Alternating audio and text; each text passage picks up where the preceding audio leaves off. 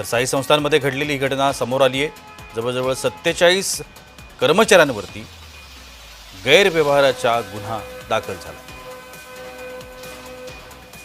आणि आता बातमी पंजाबमध्ये अमृतसर सहरसा गरीब रथ एक्सप्रेसला आग लागली आहे।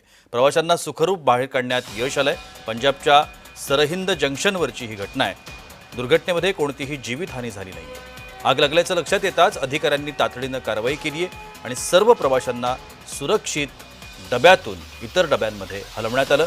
आग आटोक्यात येईपर्यंत आग 3 डब्यांमध्ये पसरली होती।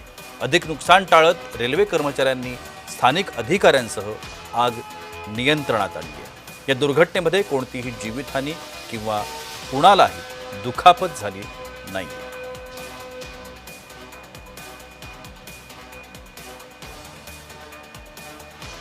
पंजाबच्या अमृतसर सहरसा गरीब रथ एक्सप्रेसमधली ही घटना आहे।